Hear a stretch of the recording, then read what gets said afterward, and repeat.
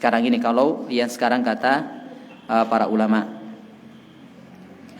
Kemudian di antara syarah-syarah daripada syarah kitab Riyadhus Shalihin ini, salah satu yang akan kita bacakan adalah Bahjatun Nadhirin. Yang kedua ada juga syarah dari Syekh Ibnu Utsaimin.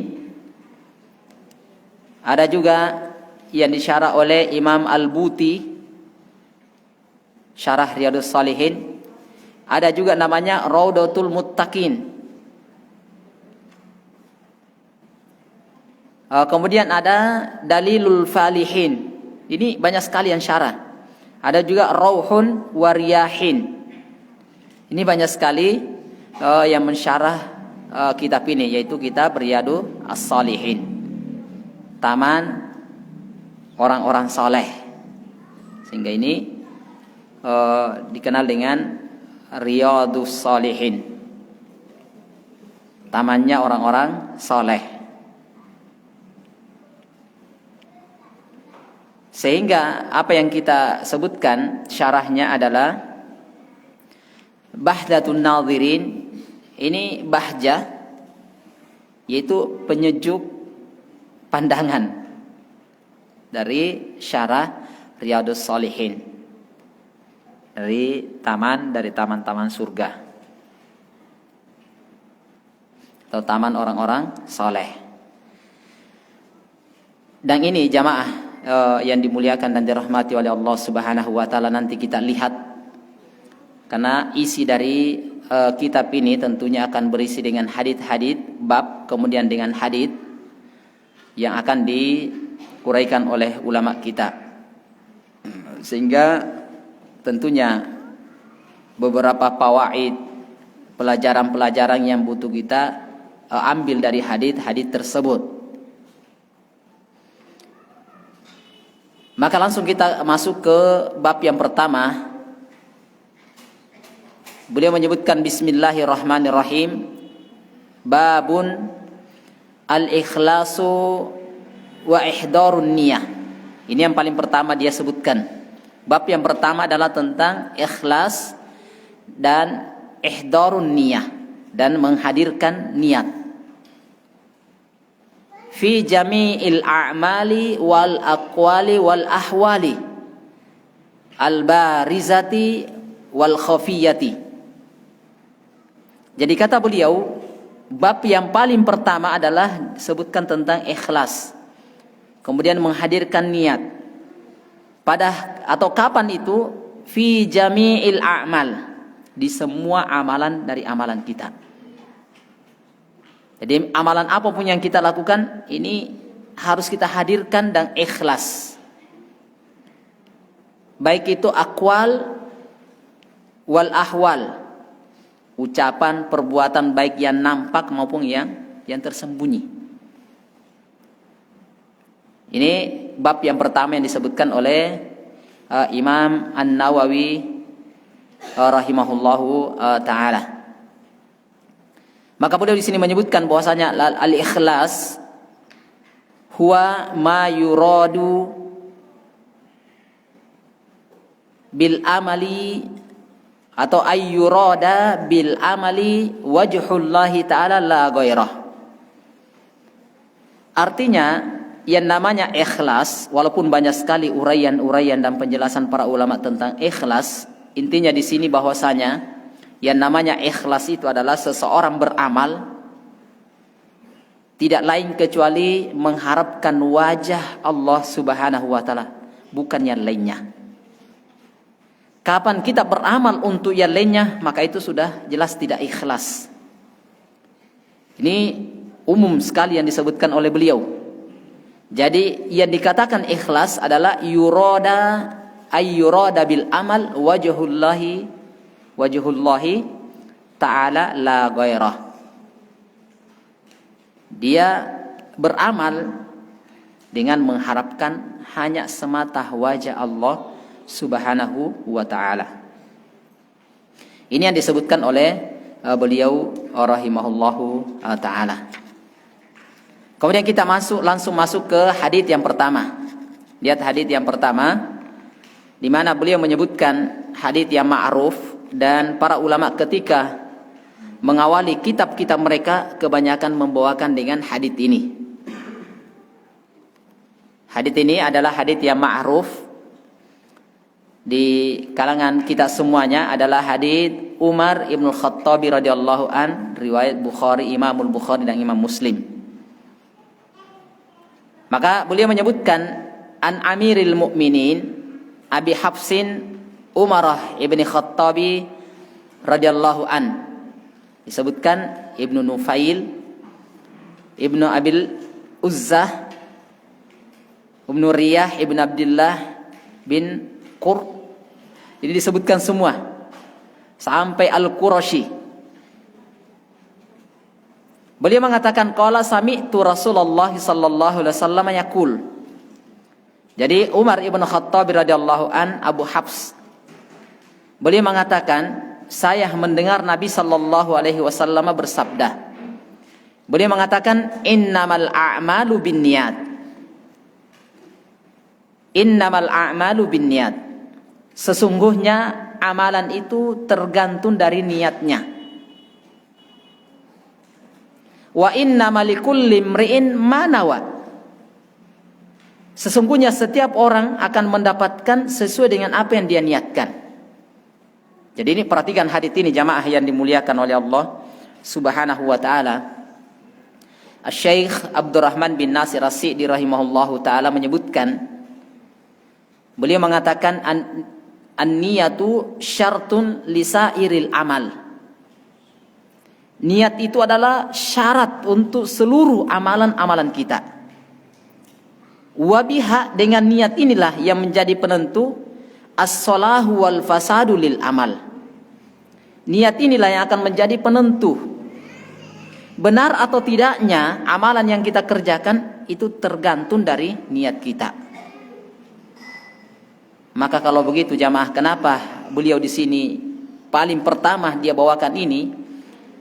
Karena kita tidak akan mendapatkan sesuatu kecuali apa yang kita niatkan. Kalau begitu kita niatkan yang termulia dan yang terbesar. Karena kita akan dapatkan sesuai dengan apa yang diniatkan oleh setiap orang. Apa yang diniatkan oleh setiap orang. Bahkan beliau di sini mencontohkan, langsung dia contohkan bahwasanya setiap dari amalan kita itu tergantung dari niatnya. Atau amalan itu bergantung dengan niat, dan setiap orang akan mendapatkan sesuai dengan apa yang dia niatkan. Maka di sini disebutkan, faman kanat hijratuhu ilallahi wa rasulih. Kalau kita ini hijrah namanya, berubah, yang dulunya sesuai dengan atau bergeliman dengan perbuatan maksiat, dengan perbuatan dosa yang kita kerjakan, bahkan mungkin dulunya kita tidak sholat, kemudian kita berubah sholat, merubah dari kebiasaan-kebiasaan kita yang jelek menjadi baik. Kalau tujuannya kita untuk menjadi baik ini adalah karena Allah dan Rasulnya, maka fahijratuhu ilallahi wa rasulih. Maka hijrahnya dia itu, perubahan niatnya dia, maka itu untuk Allah dan Rasulnya. Itu kata beliau. Tetapi sebaliknya jamaah, wa man kanat hijratuhu lid-dunya yusibuha. Ingat, ini terkadang yang menjadikan kita masalah. Ketika kita berubah menjadi orang yang berusaha menjadi baik karena ada dia inginkan di balik itu dari dunia. Maka disebutkan oleh dalam hadis ini, man kanat hijratuhu lid-dunya yusibuha. Kalau memang niatnya dia untuk dunia, maka semuanya sama jamaah. Kita bermajelis ta'lim, kita sholat, kita bersedekah, kita melakukan kebaikan-kebaikan. Jika tujuannya untuk Allah dan Rasulnya, maka itu untuk Allah dan Rasulnya. Tetapi kalau di balik itu adalah kita inginkan dunia, kita belajar agama supaya dimuliakan, kita belajar agama supaya dianggap menjadi seorang ustadz. Kan biasanya kalau ustadz itu dianggap, wah ini kedudukan bagus ini. Walaupun tanggung jawabnya berat jamaah. Karena tidak akan mungkin ditanya yang lainnya sebelum ustadznya bertanggung jawab. Apa yang dia sampaikan itu semuanya akan dipertanggungjawabkan oleh yang menyampaikan. Kalau yang disampaikan itu benar, dia orang yang termulia, mendapatkan kebaikan besar. Tapi kalau salah, nah ini, maka risikonya berat. Maka disebutkan, wa man kanat hijratuhu lidunya yusibuha. Dia beramal, dia membantu karena ingin mendapatkan dunia. Au imra'atin. Disebutkan dunia termasuk wanita di dalamnya. Tapi kenapa disebutkan lagi wanita? Maka para ulama menyebutkan bahwasanya ini penghususan. Atful am alal khas. Ini kenapa? Karena terkadang yang menyebabkan orang itu saya ingin belajar supaya mendapatkan wanita. Nah ini sehingga disebutkan oleh Nabi kita sallallahu alaihi wasallam yang kihuha, yang dia incar-incar. Nah, maka disebutkan fahijratuhu ila ma hajara ilai. Maka yang dia niatkan itu pula yang dia dapatkan. Kalau dia berubah berusaha menjadi orang yang baik, tapi niatnya untuk dunia, itu yang dia dapatkan. Kalau dia niatnya ingin berubah, dia hijrah karena ingin mendapatkan wanita yang dia nikahi, maka itulah dia akan dapatkan. Tapi wa ma lahum fil akhirati min nasib. Tidak ada bahagianya di akhirat nanti, tidak ada jemaah. Maka oleh karena itu ini keterangan dari Imam An-Nawawi rahimahullahu taala rahmatan wasi'ah, Masya Allah ini. Beliau membuka kitab beliau dengan ikhlas, kemudian ihdarun niyah. Adalah bagaimana kita bisa ikhlas. Yang kedua adalah bagaimana kita menghadirkan niat kita tatkala ingin beribadah. Ibadah apapun yang kita ingin lakukan, yang ingin kita kerjakan, maka hadirkan niat kita. Untuk apa saya beramal? Sehingga ini akan menjadi kontrol bagi kita jamaah. Saya beramal ini untuk apa? Saya berbuat ini untuk siapa? Ini jamaah yang dimuliakan dan dirahmati oleh Allah Subhanahu wa ta'ala. Ini. Maka disebutkan di sini dari fiqhul hadis, pelajaran yang bisa kita petik dari hadis ini. Maka yang pertama adalah kata ulama kita, la budda minan niyah fil amal. Ini kata beliau. Amalan apapun itu maka dia harus ada niatnya. Tidak boleh tidak. Ini kata beliau, la budda minan niyah fil amal. Harus niat ketika beramal.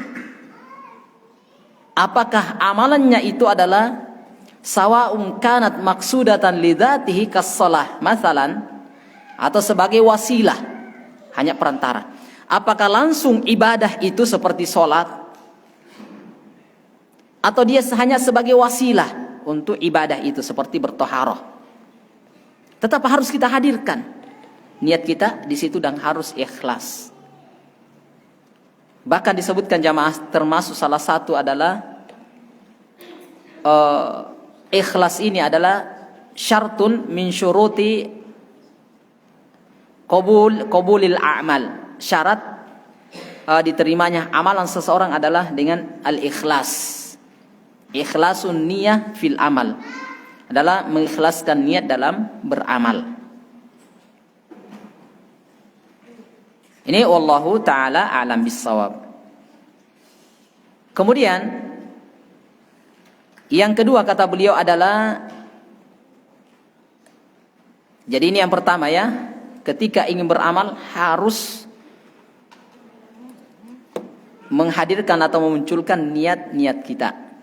Yang kedua, an-niyatu mahalluha al-qalb dunal lisan. Nah ini bittifaqi a'immatil muslimin fi jami'il ibadat.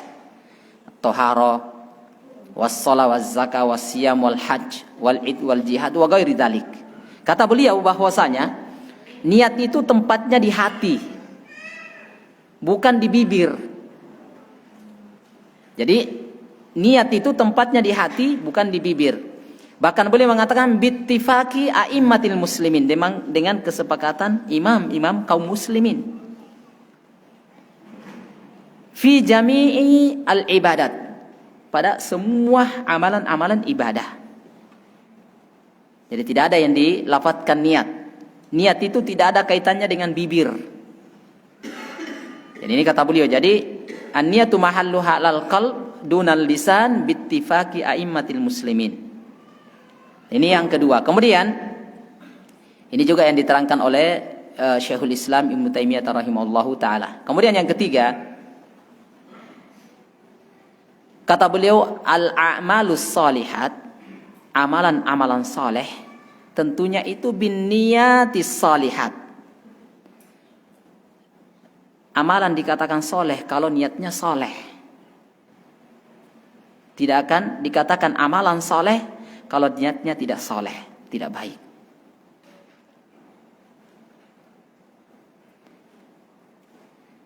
Kenapa jamaah yang dimuliakan dan dirahmati oleh Allah Subhanahu wa taala, ada ucapan sebagian ulama kita begini. Fakam mim muridin lil khair lam yablughahu. Alangkah banyaknya orang-orang yang mengharapkan kebaikan tapi dia tidak dapatkan kebaikan tersebut. Kenapa? Gara-gara niatnya. Dia ingin kebaikan seperti ini, kebaikan seperti ini. Oh, ini kan kebaikan, ini kebaikan. Tapi ternyata niatnya itu tidak benar. Walaupun terkadang dibungkus dengan agama, tapi ternyata niatnya tidak bagus. Sehingga para ulama kita mengatakan, fakam mim muridin lil khair la yablughahu. Alangkah banyaknya orang-orang yang menginginkan kebaikan, mengharapkan kebaikan, tapi dia tidak akan dapatkan. Sehingga ini jamaah yang dimuliakan dan dirahmati oleh Allah Subhanahu wa taala adalah mari kita berusaha untuk bagaimana ikhlas ini senantiasa kita tanamkan dalam hati dan hati kita. Kenapa jamaah yang dimuliakan? Karena al-ikhlasu lillahi syartun fi qabulil amal. Kata para ulama bahwasanya ikhlas itu adalah syarat diterimanya amalan-amalan kita. Tanpa ikhlas maka ini tidak akan diterima. Ini pelajaran yang bisa dipetik dari hadits ini yang disebutkan oleh ulama kita rahimahullahu taala berkaitan dengan hadits yang pertama. Ini wallahu taala alam bissawab. Jadi sekali lagi diterangkan oleh Sufyan ats-Tsauri rahimahullahu taala bahwasanya ma alittu syai'an asyaddu minan niyah. Tidak ada sesuatu yang paling berat saya obati daripada niat kita. Sehingga niat itu setiap saat perlu kita perbaiki jamaah. Dan ini juga kita dapatkan uraian para ulama kita, saat kita ingin ibadah hadirkan niat, tetapi bukan dilafadzkan. Hadirkan pada saat itu. Misalnya saya ingin melaksanakan sholat, saya berangkat berwudu untuk sholat, itu sudah termasuk niat. Tetapi ketika kita ingin takbiratul ihram, kita munculkan kembali, hadirkan itu niat, maka inilah yang terbaik kata para ulama kita. Walaupun tidak ada kaitannya dengan lisan, tidak terucapkan di bibir kita. Ini wallahu taala a'lam bissawab. Ini yang pertama, hadits yang pertama. Kemudian hadits yang kedua, wa an ummil mu'minin Ummi Abdillah Aisyah radhiyallahu anha. Kalau hadits yang kita bacakan tadi itu adalah hadits yang diriwayatkan oleh Imamul Bukhari dan Imam Muslim. Kemudian yang hadits yang kedua adalah hadits Aisyah radhiyallahu anha, dia adalah merupakan ummul mukminin. ibunya orang-orang yang beriman, yaitu Ummu Abdillah Aisyah radhiyallahu anha. Hadits ini juga diriwayatkan oleh Imamul Bukhari dan Imam Muslim. Beliau mengatakan qala Rasulullah sallallahu alaihi wasallam. Beliau mengatakan Rasulullah sallallahu alaihi wasallam bersabda. Beliau mengatakan yagzu jaisyul Ka'bata fa idza kanu bi baida minal ard yuksafu bi awwalihim wa akhirihim. Qalat qultu ya Rasulullah kaifa yukhsafu bi awwalihim wa akhirihim wa fihim aswaquhum wa man laysa minhum. Qala sallallahu alaihi wasallam yukhsafu bi awwalihim wa akhirihim thumma yub'atsuna ala niyatihim. Muttafaqun alaih. Perhatikan hadits ini. Jadi Jaisyul Ka'bah. Jadi ini pasukan ini, musuh-musuh Ka'bah ini menyerang.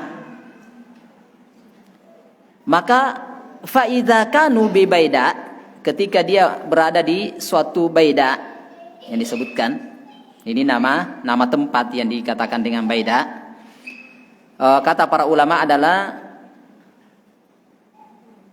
ini tempat yang dekat dengan kota Madinah.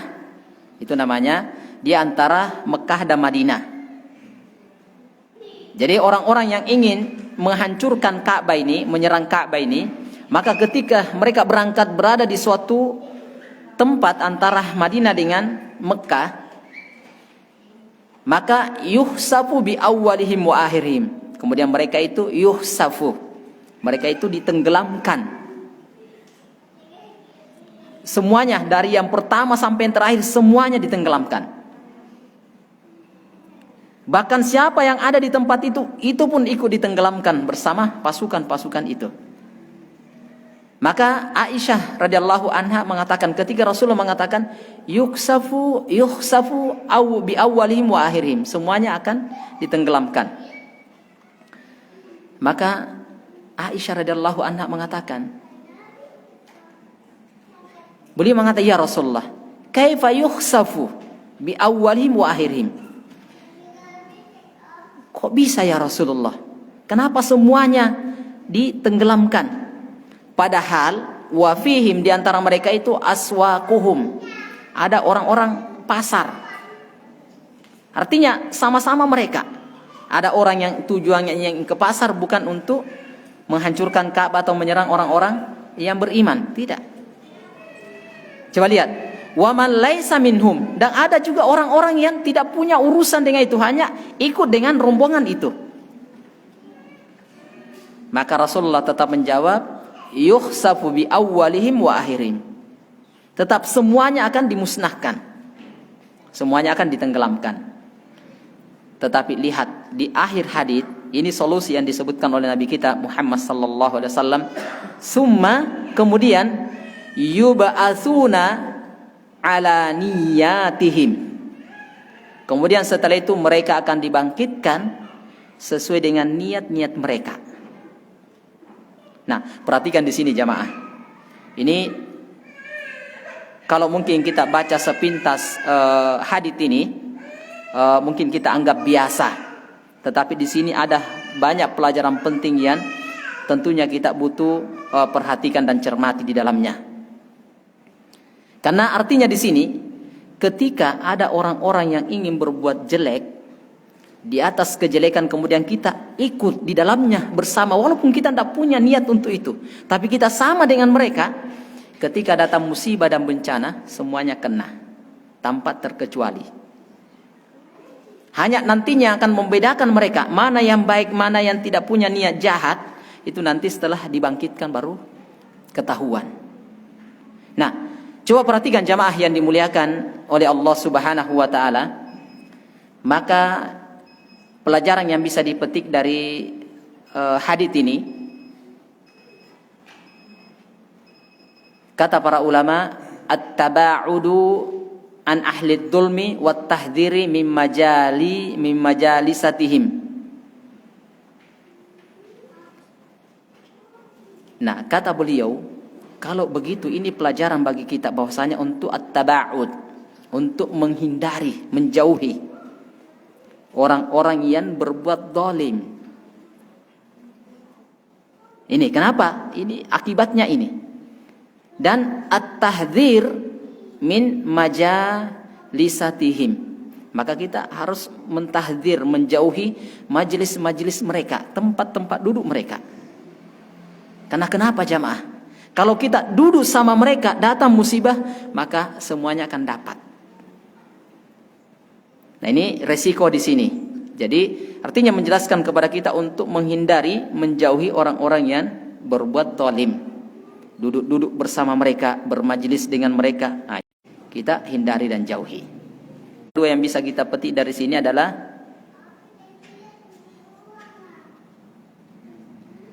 man katsara suwadu qaumin fil ma'siyah mukhtaran fa innal itsma wal uqubah yulhaquhu atau yalhaquhu. Kata beliau, kalau sudah tersebar ke amalu tu'tabaru biniyatil amil. Amalan-amalan itu dia dianggap dengan tergantung dari orang yang beramal. Jadi amalan itu nanti terhitung sesuai dengan apa yang diinginkan oleh orang yang beramal. Kalau niatnya dia beribadah, dia bermajelis ta'lim, dia mengajar, tetapi tujuannya adalah untuk dianggap sebagai seorang ustadz, contoh ini, atau menjadi dia ingin dikatakan orang yang pintar, seorang alim, maka itulah yang akan dia dapatkan. Kemudian yang keempat adalah ikhbarur rasuli sallallahu alaihi wasallam bil mugibat. Jadi sini juga adalah khobar. Rasulullah itu mengkhabarkan berkaitan dengan perkara-perkara gaib. Berkaitan dengan orang semuanya akan dibangkitkan dalam keadaan tergantung dari niat awal mereka. Kemudian selanjutnya dalam hadis ini juga ada sedikit iskal seperti yang diutarakan oleh Aisyah radhiyallahu anha berkaitan dengan masalah, kan di situ ada orang yang baik, kenapa kok dia juga ikut dimusnahkan bersama dengan orang-orang yang jelek? Maka ternyata jawaban dari Nabi kita sallallahu alaihi wasallam bahwasanya nanti akan membedakan mereka ini orang baik atau tidak nanti ketika dibangkitkan, itu terlihat apa niat di balik itu. Itu wallahu taala a'lam bissawab. Ini pelajaran yang bisa kita petik sedikit dari hadis Nabi kita Muhammad sallallahu alaihi wasallam. Sudah masuk waktu Isya.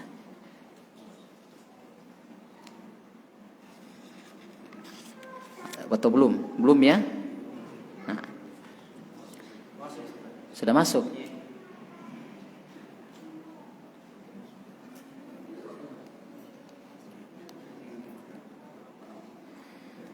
Ya. Ini dulu untuk sementara kita baca dua hadis. Dan ini rencana begini insyaallah. Kita bacakan hadisnya kemudian faid yang bisa kita ambil dari hadis ini. Kalau ada ikhwah yang bisa lihat ini, artinya bisa PDF-nya ada, bisa setidaknya dilihat. Jadi saya baca poin-poinnya itu. Di poin-poin bacakan hadis, terjemahkan, kemudian poin per poinnya nanti kita sebutkan. Di situ di syarahnya Bahjatun Nadirin disebutkan fikul hadis. Itulah pelajaran yang bisa kita ambil. Artinya fikul hadis itulah kesimpulan para ulama dari hadis itu, inilah kesimpulannya. Inilah pelajaran yang bisa kita petik insyaallah taala. Ini wallahu taala a'lam bissawab. Saya targetkan itu sampai 5 hadis satu kali pertemuan. Tapi qadarallahu ma syafa'al. Ya, insyaallah mungkin di pertemuan yang akan datang insyaallah taala. Karena ini bagus sekali berkaitan dengan masalah hari-hari yang kita alami, berkaitan dengan kondisi dan keadaan kita ini bagus sekali ini berkaitan dengan hadits-hadits yang dikumpulkan oleh Imam An-Nawawi rahimahullahu taala. Saya kira itu. Mungkin ada yang ingin tanyakan, ada yang kurang jelas, boleh tafadhal. Iya.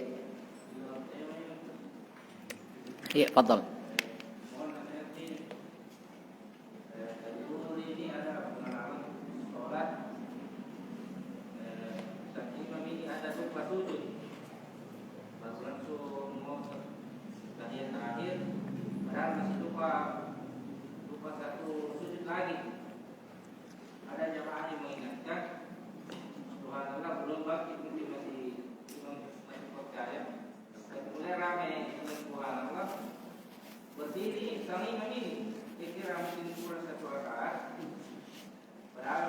Kurang sujud, iya kurang sujud.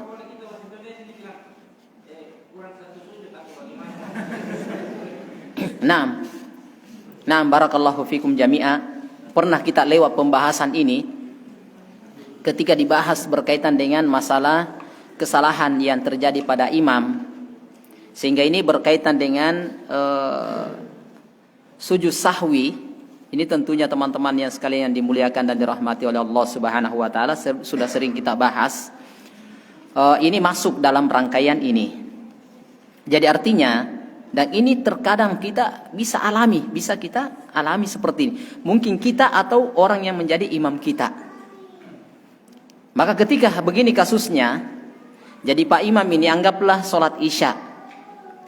Sholat isyanya ini sempurna 3. Kemudian rakaat keempat ternyata dia lupa satu kali sujud. Langsung dia duduk tasyahud terakhir. Tapi makmum ini mengingatkan subhanallah. Tapi makmum tidak tahu. Pak Imam tidak tahu bahwasanya dia kekurangan 1 sujud. Karena ditegur subhanallah subhanallah, akhirnya mungkin dianggap berarti saya ini kurang 1 rakaat. Artinya dia berdiri. Nah, pertanyaannya sekarang adalah bolehkah kita memakai bahasa selain bacaan dari bacaan sholat untuk mengingatkan dia? Ini pernah lewat pembahasannya. Hanya para ulama mengatakan sebatas itu saja, jangan ditambah. Kalau memang dalam kondisi kacau begini ya, sudah ini naik subhanallah, turun lagi subhanallah, hanya kacau. Maka ada yang situ mengingatkan bahwasanya kurang 1 Pak Imam, kurang 1 sujud Pak Imam. Nah, tinggal itu saja, jangan ditambah yang lain. Karena dalam kondisi yang ini ya, itu disebutkan oleh para ulama, kalau memang ini kacau, naik imamnya akhirnya dia bingung. Dan pernah kejadian seperti ini, akhirnya sholat bubar. Karena imamnya bingung. Kalian ini mau apa? Saya berdiri ini mau, kalian ini mau apa? Akhirnya ini. Jadi ini yang butuh ilmu di sini. Jadi ini yang pernah kita lewat pembahasan dari keterangan-keterangan ulama kita berkaitan dengan ini. Maka yang mengingatkan itu boleh berbicara tapi sebatas yang itu. Mengingatkan tentang itu. Kalau terjadi kasus seperti ini, ketika dia duduk subhanallah dia tidak paham, berdiri lagi ada yang lagi subhanallah, maka seperti itu. Tapi sebenarnya kalau orang yang paham sudah diingatkan subhanallah beberapa kali, maka dalam kondisi dia lupa, maka ya sudah cukup atas kelupaan dia. Maka itulah ditempel dengan adanya namanya sujud sahwi. Itulah fungsi dari tujuan daripada sujud sahwi.